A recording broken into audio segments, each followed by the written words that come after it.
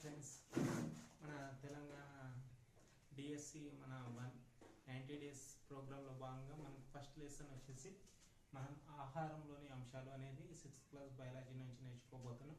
So ఆహారం అంటే ఏంటిది? మనం తీసుకునే ఏ పదార్థమైనా సరే దాన్ని ఆహారం అంటారు. ఓన్లీ ఫుడ్ అనే కాదు, ఏ పదార్థం తీసుకున్నా సరే మనం దాన్ని ఆహారం అనే అంటారు.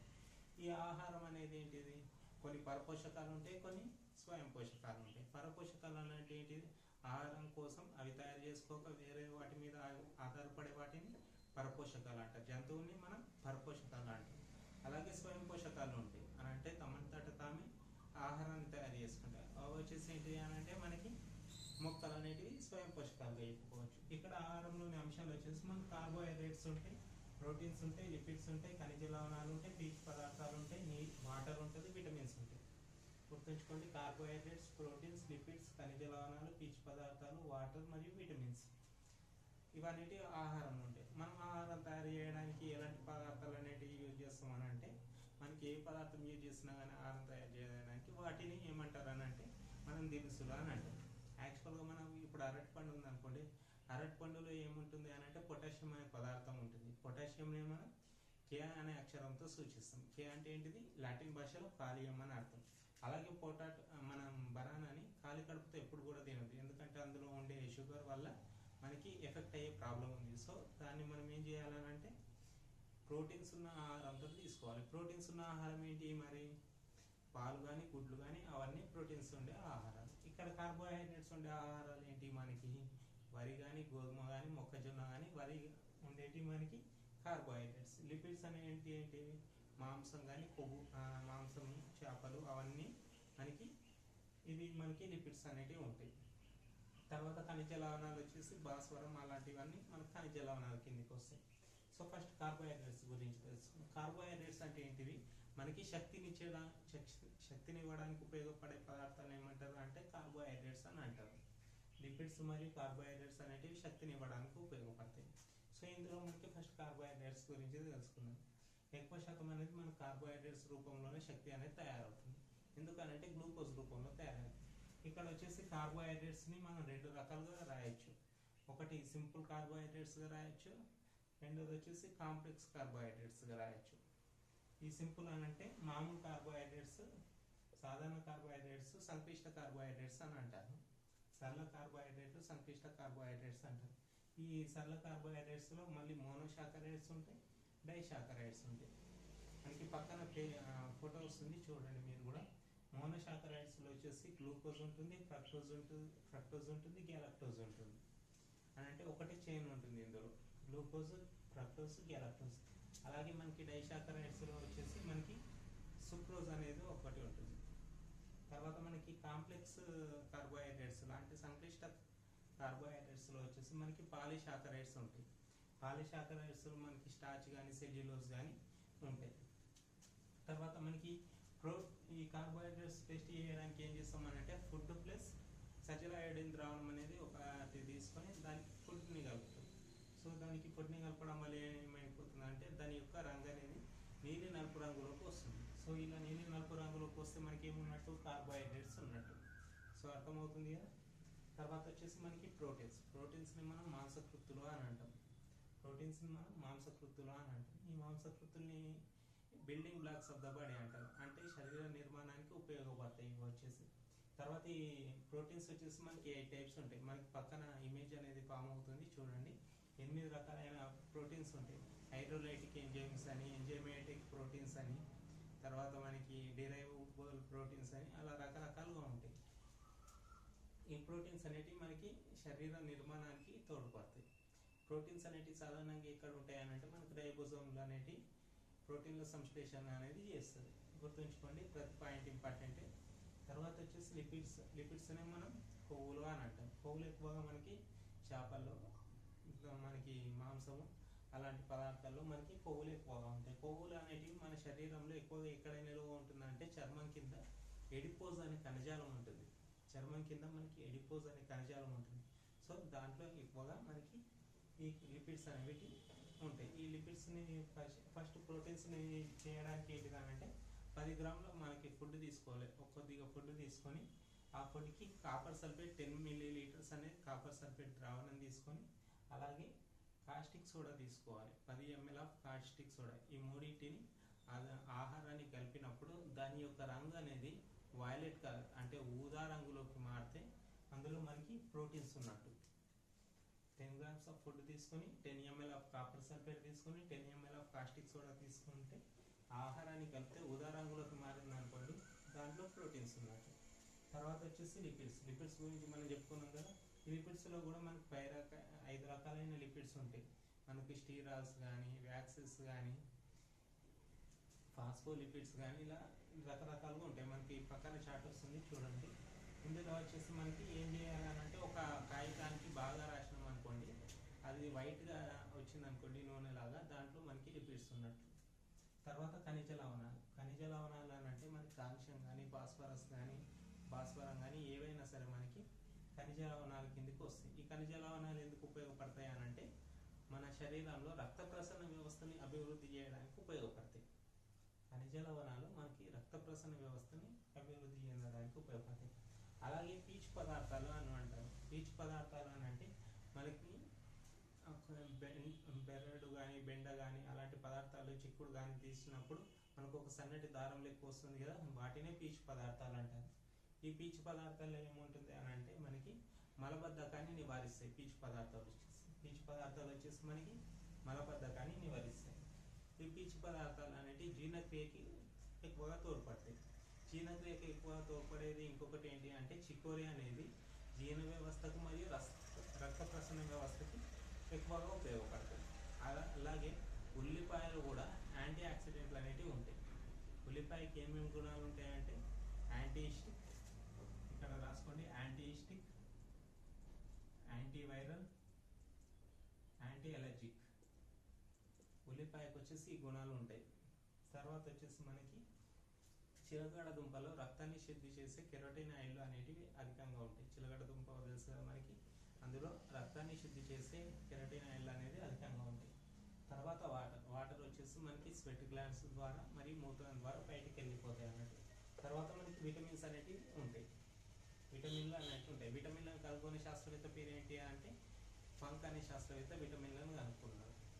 సో ఈ విటమిన్లు అనేటివి మనకి ఒక నీటిలో కరిగే విటమిన్లు ఉంటాయి, కొవ్వులో కరిగే విటమిన్లు ఉంటాయి. నీటిలో కరిగే విటమిన్లు వచ్చేసి మనకి బీసీ అనేటివి నీటిలో కరుగుతాయి. కొవ్వులో కరిగేటివి వచ్చేసి ఏడిఈకే అనేవి మనకి కొవ్వులో కరుగుతాయి. నీటిలో కరిగే ఉంటాయి, నీటిలో కరిగే ఉంటాయి విటమిన్లలో కూడా. విటమిన్ యొక్క రసాయన నామం ఏంటి? రెటినాల్. రెటినాల్ అనేది విటమిన్ ఏ యొక్క రసాయన నామం. రెటినాల్ వల్ల మనకి ఒకవేళ విటమిన్ ఏ తక్కువైతే ఏమొస్తుంది అంటే మనకి రేచీకట అనేది వస్తుంది. విటమిన్ ఏ ఎక్కువగా దేంట్లో ఉంటుంది? మనకి క్యారెట్లలో ఎక్కువగా ఉంటుంది. విటమిన్ బి అంటే ఏంటిదంటే విటమిన్ బిలోనే మనకి చాలా రకాలు ఉంటాయి, కానీ సింపుల్గా మనకి 6th క్లాస్ నేర్చుకుంటున్నాం కాబట్టి ఇప్పుడు విటమిన్ బిలో మనకి థయామిన్ అని అంటారు. మనం ఈ థయామిన్ అనే లోపం వల్ల మనకి బెరీ అనే వ్యాధి వస్తుంది. ఇది మనకు వచ్చేసి రైస్లో ఉంటుంది. మనకి థయామిన్ వచ్చేసి రైస్లో ఉంటుంది. థయామిన్ లోపం వల్ల మనకి బెరీ అనే వ్యాధి వస్తుంది. మనకి బియ్యంలో ఉంటుంది. మనం గంజి అంపినప్పుడు గంజి వెళ్ళిపోతుంది కదా, ఆ గంజి వెళ్ళిపోవడం వల్ల మనకి థయామిన్ అనేది తక్కువ పడుతుంది. సో తర్వాత వచ్చేసి విటమిన్ సిని మనం ఆస్కార్బిక్ యాసిడ్ అంటారు, ఆస్కార్బిక్ ఆమ్లం అంటారు. ఇది వచ్చేసి మనకి తక్కువగా అవడం వల్ల విటమిన్ సి లోపం వల్ల మనకు స్కర్బీ అనే వ్యాధి వస్తుంది. అలాగే మనకి ఇది ఎక్కడ ఉంటుందంటే నిమ్మకాయల్లో ఉంటుంది, మళ్ళీ నారింజలో కూడా ఉంటుంది. సో నారింజలో ఉండే విటమిన్ ఏదని అడుగుతారు, నిమ్మకాయలో ఉండే విటమిన్ సి అని అంటారు. తర్వాత వచ్చేసి విటమిన్ డి. మనకి ప్రకృతిలో సహజసిద్ధంగా లభించే విటమిన్ ఏదంటే ఇదే విటమిన్ డి, ఎందుకంటే ఇది సూర్యుడి నుంచి వస్తుంది. తర్వాత వచ్చేసి మనకి దీని యొక్క శాస్త్రీయ నామం వచ్చేసి కాల్సిఫెరాల్. దీని లోపం వల్ల మనకి రికెట్స్ అనే వ్యాధి వస్తుంది, అంటే ఎముకలు పటిష్టత్వాన్ని కోల్పోతాయి. సో దీనివల్ల మనకి విటమిన్ డి లోపం వల్ల రికెట్స్ అనే వ్యాధి వస్తుంది. తర్వాత మనకు వచ్చేసి విటమిన్ ఈ రసాయన నామం వచ్చేసి టోకోఫెరాల్. దీని యొక్క లోపం వల్ల మనకి వంధ్యత్వం వస్తుంది, పురుషుల్లో వంధ్యత్వం అనేది వస్తుంది. తర్వాత వచ్చేసి విటమిన్ కే. విటమిన్ కేని మనం రసాయనామం వచ్చేసి ఫిల్లోక్వినోన్ అండి, గుర్తుంచుకోండి. రక్తం గడ్డగట్టడానికి మనకు ఉపయోగపడుతుంది. ఇది వచ్చేసి మనకి ఆహారంలోని అంశాలు. ఆహారంలో ఏమేమి ఉంటాయి? కార్బోహైడ్రేట్స్, ప్రోటీన్స్, లిపిడ్స్, ఖనిజ లవణాలు, పీచు పదార్థాలు, వాటర్ అండ్ విటమిన్స్ ఉంటాయి. కార్బోహైడ్రేట్స్ అనేటివి సింపుల్ కార్బోహైడ్రేట్స్ ఉంటాయి, మరి కాంప్లెక్స్ కార్బోహైడ్రేట్స్ ఉంటాయి. సింపుల్ కార్బోహైడ్రేట్స్ వచ్చేసి మోనోసాకరైడ్స్, డైసాకరైడ్స్. అలాగే కాంప్లెక్స్ కార్బోహైడ్రేట్స్ వచ్చేసి పాలిసాకరైడ్స్. అలాగే మనకి కార్బోహైడ్రేట్స్ టెస్ట్ చేయడానికి ఫుడ్ ప్లస్ అజిల్ అయోడిన్ ద్రావణాన్ని తీసుకుంటాం. తర్వాత ప్రోటీన్స్ అనేటివి మనకి 8 రకాలు ఉంటాయి. Building blocks of the body అని అంటాం. రైబోజోమ్స్లో ఉంటాయి.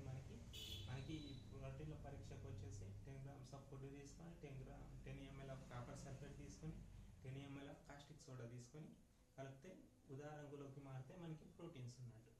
తర్వాత లిపిడ్స్ వచ్చేసి మనకి ఫ్యాటీ యాసిడ్స్ అంటారు. లిపిడ్స్ని మనకి ఫ్యాటీ యాసిడ్స్ వచ్చేసి మనకి 5 రకాలుగా ఉంటాయి.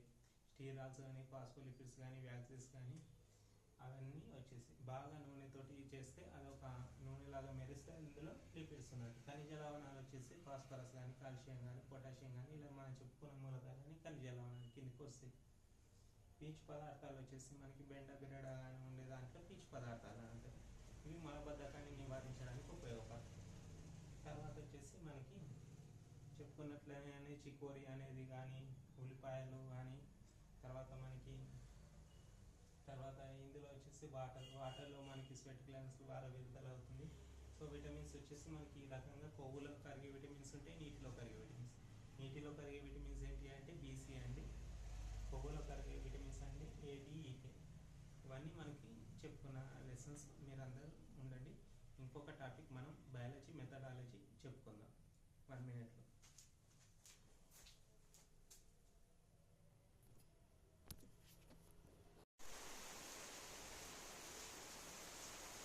హలో బాయ్, మనం ఆహారంలోని అంశాల గురించి నేర్చుకున్నాం కదా.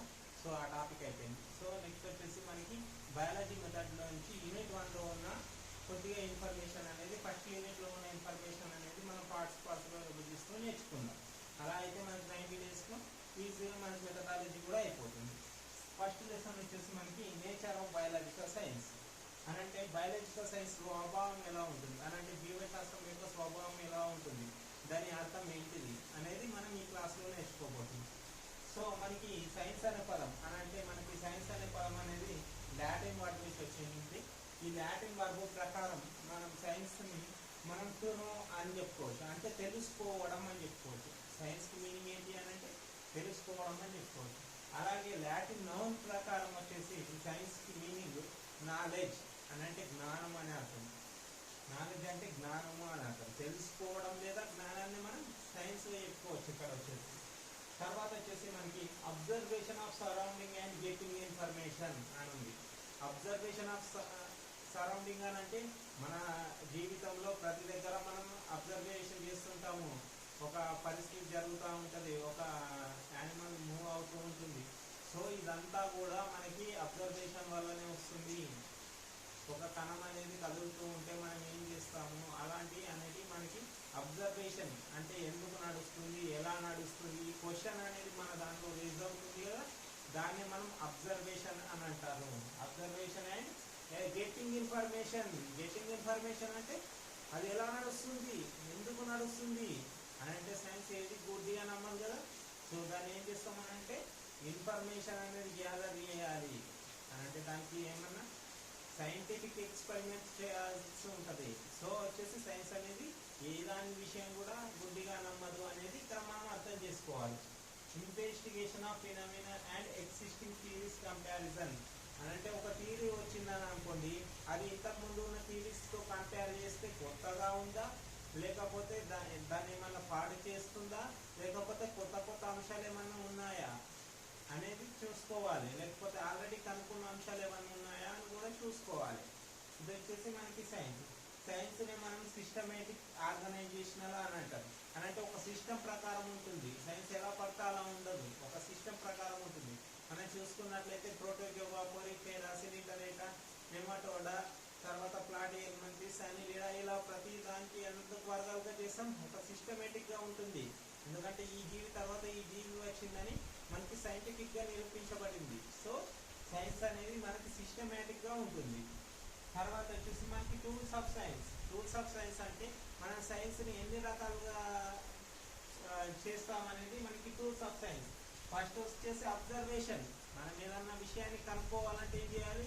అబ్జర్వేషన్ చేయాలి.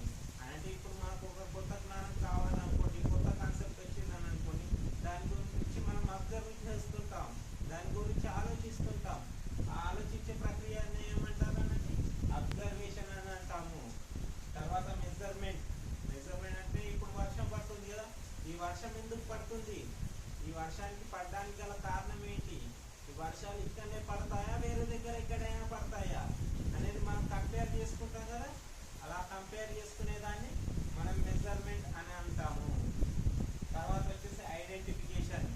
అంటే మెజర్మెంట్ చేసుకుంటాం కదా, అక్కడ పడుతుందా ఇక్కడ పడుతుందా అని. ఇలా పడేదాన్ని ఐడెంటిఫికేషన్ అంటే ఒక గుర్తింపు అనేది మనం చేసుకుంటాం. అవును పడుతుంది అనేది మనం ఒకటి తెలుసుకుంటాం, లేదు పడట్లేదు అనేది ఒకటి తెలుసుకుంటాం. ఇలా తెలుసుకున్న దాన్ని మనం డిస్క్రైబ్ చేస్తాం కదా. ఇప్పుడు మనం ఒకటి చూసాం, వేరే వాళ్ళు చూడలేదు, సో వాళ్ళకి మనం ఏం చేయాలి? చెప్పాలి, ఇలా పడుతుంది నేను చూశాను అని. లేకపోతే ఒక ప్రాణి ఉంది, కొత్త ప్రాణిని కనుక్కున్నాను, కొత్త యానిమల్ని కనుక్కున్నాను, కొత్త దాన్ని కనుక్కున్నాను, కొత్త థియరీని కనుక్కున్నాను, సో మనం చెప్పాల్సి ఉంటుంది. సో దాన్ని వచ్చేసి డిస్క్రిప్షన్ అని అంటారు. తర్వాత వచ్చేసి ఎక్స్పెరిమెంటేషన్. నువ్వు కనుక్కుంటే సరిపోతుందా? ఆల్రెడీ ఇంతకుముందు కూడా వేరే వాళ్ళు కనుక్కోవచ్చు కదా దాన్ని. సో నువ్వేం చేయాలి? దానికోసం ఎక్స్పెరిమెంట్ చేయాల్సి ఉంటుంది. సో ఏదైనా కొత్త దాన్ని కనుక్కున్నప్పుడు మనం దాన్ని ఎక్స్పెరిమెంట్ చేయాల్సి ఉంటుంది. కనుక్కోవడానికైనా సరే ఎక్స్పెరిమెంట్ చేయాలి, వివరించడానికైనా సరే ఎక్స్పెరిమెంట్ చేయాలి. సో ఇది వచ్చేసి ఎక్స్పెరిమెంటేషన్. తర్వాత వచ్చేసి ఇన్వెస్టిగేషన్ అంటే ఏంటి అని అంటే, ఇప్పుడు కనుక్కున్న దాన్ని ఉంటుంది కదా, దాని గురించి లోతుగా ఆలోచించడం. లేకపోతే ఇప్పుడు మనం కనుక్కోవాల్సిన అంశం ఉంటుంది అని అనుకోండి, నాకు DNA కానీ RNA కానీ దాని మీద చాలా ఇంట్రెస్ట్ ఉంది అనుకోండి, దాన్ని నేను ఇంకా డీప్గా కనుక్కోవాలనుకోండి, దాని గురించి మొత్తం నాలెడ్జ్ అనేది మనకు అవసరం. సో దాని గురించి దాని థియరీస్ అనేవి ఇంతకుముందు ఎవరైనా చేశారా, తర్వాత ఏం రాబోతుంది అనేది మనం ఇన్వెస్టిగేషన్ చేస్తుంటాము. ఎక్స్పెరిమెంటేషన్లోనే ఏం రిజల్ట్స్ రావచ్చు, ఎక్స్పెరిమెంట్ చేస్తే ఏం రిజల్ట్స్ రావచ్చు అని ఇన్వెస్టిగేషన్ చేస్తాం. తర్వాత వచ్చేసి మనకి ఎక్స్ప్లెనేషన్ అంటే ఏంటి అని అంటే, మనకి రిజల్ట్ వచ్చింది దాన్ని మనం అందరి ముందు సబ్మిట్ చేయాల్సి ఉంటుంది. ఎందుకనంటే ఇప్పటికి మన కణ సిద్ధాంతం ఉంది. కణ సిద్ధాంతం ఫస్ట్ చాలా మంది ప్రపోజ్ చేశారు. ఫస్ట్ వచ్చేసి మనకి స్లీడన్ అండ్ శ్వాన్ ఏం చెప్పారనంటే, మామూలుగానే కణాలు అనేవి కొత్త కణాలు అనేవి ఏర్పడతాయని చెప్పిండ్రు. కానీ అది తప్పని తర్వాత తెలిసింది. తర్వాత మళ్ళీ లాస్ట్కి వచ్చేసి స్లీడన్ అండ్ శ్వాన్ ఏం చెప్పారు? కొత్త కణాలు అనేటివి పాత కణాల నుంచి ఏర్పడతాయని చెప్పారు. సో అలా థియరిటికల్ గా ఎక్స్ప్లెయిన్ చేయగలగాలి అండ్ నిరూపించగలగాలి. అలా నిరూపించగలిగితేనే ఒకటి మనకి థియరీ అవుతుంది, అంటే ఆ ఎక్స్పెరిమెంట్ అనేది సక్సెస్ అవుతుంది, దాని మీద మనకి పేటెంట్ అనేది లభిస్తుంది. సో తర్వాత వచ్చేసి సైన్స్ అనేది ప్రోడక్ట్ అండ్ ప్రాసెస్ రెండు. సైన్స్ అనేది ఒక ప్రోడక్ట్ గా ఉంటుంది, అంతిమ ప్రోడక్ట్ గా సైన్సే ఉంటుంది. మనం చేసే పని కూడా మనకి ప్రాసెస్, చేసే పని కూడా మనకి సైన్సే అవుతుంది. ఈ లెసన్ లో వచ్చేసి మనం బయాలజికల్ సైన్స్ లో మనకి సైన్స్ యొక్క నిర్వచనాలు, తర్వాత సైన్స్ అంటే ఏంటి, తర్వాత టూల్స్ ఆఫ్ సైన్సెస్ ఏంటి అనేటివి నేర్చుకున్నాం. నెక్స్ట్ క్లాస్ లో వేరేటి నేర్చుకుందాం. తర్వాత మనకి క్లాస్ వచ్చేసి మనకి బయాలజీ మెథడాలజీ అయిపోయింది కదా, తర్వాత మనకి పర్స్పెక్టివ్స్ ఆఫ్ ఎడ్యుకేషన్ చెప్తాము. సరేనా?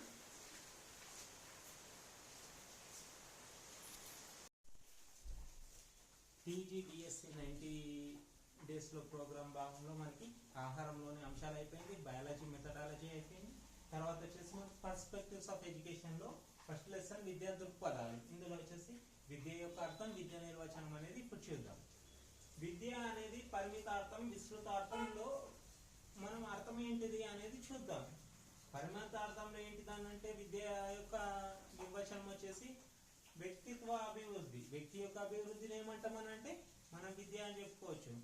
ఎవరైనా సరే ఎందుకు చదువుకుంటారు అంటే అతని యొక్క పర్సనాలిటీ డెవలప్మెంట్ కోసం చదువుకుంటారు. క్రమ విద్యా విధానం అనేది కేవలం 3 రంగాలకు మాత్రమే ఉండేది. ఒకటి రైటింగ్, రీడింగ్ అండ్ తర్వాత వచ్చేసి మనకి స్పీకింగ్. ఇలా 3 రంగాలకు మాత్రమే క్రమ విద్యా విధానం ఉండేది. కానీ తర్వాత వచ్చేసి మనకి జీవితమే విద్య విస్తృతార్థంలో ఏమంటామనంటే జీవితమే విద్య. మనకి హోమ్ టు టోమ్ అంటే పుట్టినప్పటి నుంచి చనిపోయే వరకు జరిగేదాన్ని హోమ్ టు టోమ్ అని అంటారు. తర్వాత మనకి అనుభవాలు ఎదురు అవుతుంటాయి మనం ఎదిగే కొద్దీ. సో ఈ ఎదిగే కొద్దీ మనకి మార్పు అనేది జరుగుతుంది. ఇది వచ్చేసి కూడా మనకి విద్యలో ఒక భాగమే. తర్వాత విద్య అనేది విద్యలో ఎలా తీసుకుంటామంటే విద్య అనేది సంస్కృత పదం నుంచి తీసుకున్నాం. విద్యని సంస్కృత పదం నుంచి తీసుకున్నాం. ఈ విద్యను మనకి ఏమంటారు అని అంటే తెలుసుకోవడం అనే మీనింగ్ వస్తుంది, అలాగే సంభవించడం అనే మీనింగ్ వస్తుంది, అలాగే విద్య అంటే కనుగొనడం అనే మీనింగ్ వస్తుంది, అలాగే మనకి భావించడం అనే మీనింగ్ వస్తుంది. మనకి ఈ దాంట్లో మనకి ప్రతి దాంట్లో కొంచెం క్వశ్చన్స్ అనేటివి కూడా మనకి ఆహారంలోని అంశాల నుంచి బయాలజీ మెథడ్ నుంచి మనకి విద్యా దృక్పథాల నుంచి కూడా క్వశ్చన్స్ అనేటివి ఈ వీడియోలోనే ఉంటాయి. MCQs 30 MCQs ఉంటాయి చూడండి.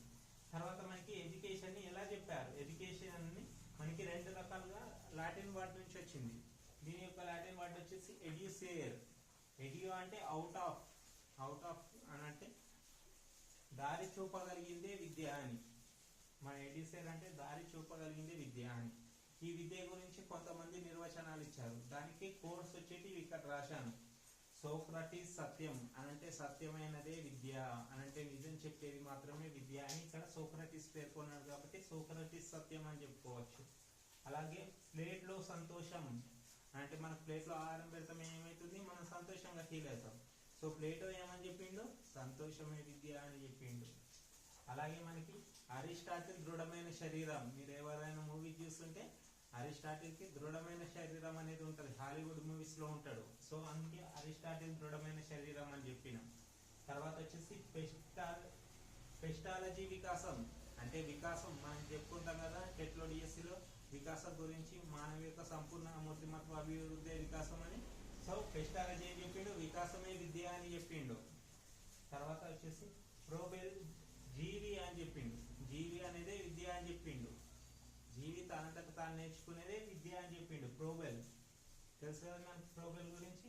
తర్వాత టీపీసన్ అనే వ్యక్తి సంపూర్ణ వ్యక్తిత్వ వికాసమే మనకి విద్య అని చెప్పిండు. ఇక్కడ మామూలుగా వికాసాన్ని పెస్టాలజీ అని చెప్తే సంపూర్ణ వ్యక్తిత్వం అని అంటే మొత్తంగా అభివృద్ధి చెందడాన్ని సంపూర్ణ వ్యక్తిత్వం అని ఎవరు చెప్పిండు, టీపీసన్ అనే వ్యక్తి చెప్పిండు. తర్వాత జాన్ డ్యూయి ఏం చెప్పిండంటే పరిసరాల వికాసమే విద్య అని చెప్పిండు. అంటే పరిసరాలతో మానవుడు కానీ మనం కానీ ఎలా ప్రవర్తిస్తున్నామో అదే విద్య అనేది డ్యూయి అనే శాస్త్రవేత్త చెప్పిండు. అలాగే ఎమర్సన్ ఏం చెప్పిండు అని అంటే మనస్సును నియంత్రించుకోవడమే విద్య అని చెప్పిండు. మనం మనస్సును నియంత్రించుకోగలుగుతాం కదా, దాన్నే విద్య, దానికోసమే విద్య నేర్చుకుంటున్నాం అని ఎమర్సన్ అనే శాస్త్రవేత్త చెప్పిండు.